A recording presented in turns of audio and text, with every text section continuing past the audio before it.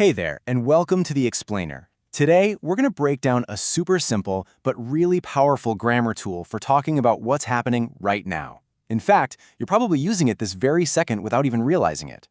So, let me ask you something. In this exact moment, what are you doing? Think about it.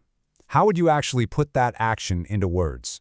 Well, you're watching This Explainer, you're listening to my voice, and I hope you're learning something new. See that? You just used the exact grammar we're about to dive into. Pretty cool, right? Okay, so when do you actually pull this thing out of your toolbox? Turns out it's a bit of a multi-tool. It's got four main jobs when we're talking about the present. You know, this thing is surprisingly flexible. First up, the most obvious one, for actions happening right this second, like I'm studying English. Next, it's perfect for situations that are just temporary, like he's living with his parents this month. It's not forever, it's just for now. It also describes changes that are in progress, like it's getting dark outside. And get this one's my favorite. We use it for plans in the near future. We're meeting at 6 p.m. It's a set plan, so we use this now tense. All right, so we know what it's for, but what's it actually called? Let's give our now tool its proper official name. Drumroll, please. It's the present continuous. Just think of it as your go-to tool for describing anything happening right in the present moment. It's the language of action, of things that are happening as we speak. Okay, this is a big one. This is where a lot of people get tripped up. Simple present versus present continuous. But really, the difference is pretty straightforward. Simple present is for your routines, your habits, your facts. I go to school. That's just a general truth about your life. But the present continuous, that's for right now. I'm going to school now means you are literally walking out the door on your way. That difference is everything. So how do we actually put this thing together? The good news is there's a really simple and reliable formula. Honestly, it's like a super simple recipe with just 3 ingredients. To make a positive sentence, you just need 3 things. First, you grab your subject. That's who or what you're talking about. Second, you add the right form of the verb to be, so am, are, or is. And finally, you take your main action verb and just tack ing onto the end. Subject, be, verb ing. She is reading. See? Simple. Now, what if you want to make it negative? It's actually even easier if you can believe it. You use the exact same formula, but you just slide the word not right in after the be verb. He is studying becomes he isn't studying. That's literally the only change you have to make. And what about questions? Simple. You just swap the first 2 ingredients. You are listening becomes boom. Are you listening? The subject and the be verb just do a little switcheroo. It really is that easy. Okay, so you've got the basic recipe down pat.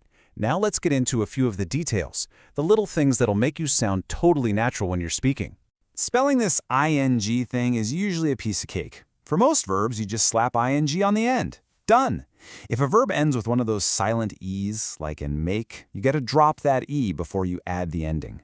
And for those weird verbs that end in IE, like tie, you swap that out for YING. Okay, here's the one you gotta watch out for. We call it the CVC rule. If a short verb ends with that pattern, consonant, vowel, consonant, like sit, you have to double up that last letter, so it becomes sitting. But, and this is a big but, we never ever double a final W, X, or Y. So fix just becomes fixing, not fix-exing. All right, this next one is super important. Some verbs don't really describe actions, they describe states, like feelings or thoughts. We call them state verbs. Think of words like want, know, or like. We almost never use these with ing. You wouldn't say, I'm wanting pizza. It just sounds weird, right? You just say, I want pizza. It's a state of being, not an action that's in progress. Okay, let's talk about the most common mistakes people make so you can just totally skip them. First, people forget the be verb. They say I studying when it needs to be I am studying. The second big trap is forgetting the ing at the end. Remember, the recipe needs both parts to work. You need the be verb and you need the verb with ing. Whew, okay, that was a lot of info. And you know, theory is great, but putting it into practice is where it all clicks into place. So how about a quick pop quiz? No pressure, just a chance to try it out. All right, first one up. How would you fill in the blank here? I, and the verb is cook, now. And the answer is, I'm cooking now. You got it. You need the am and you need the ing. Nice work. Okay, question 2. Let's try a negative one this time. She and your clues are not and work at the moment. What do you think? Did you get it? The answer is she isn't working at the moment. You got the is, the not, and the ing verb. Perfect. Okay, last one. This one's a bit of a curveball. Remember that special use for a future plan? We, and the verb is meet, at 6. And the answer is, we're meeting at 6. You nailed it. Even though it's about the future, because it's a set plan, we use the present continuous.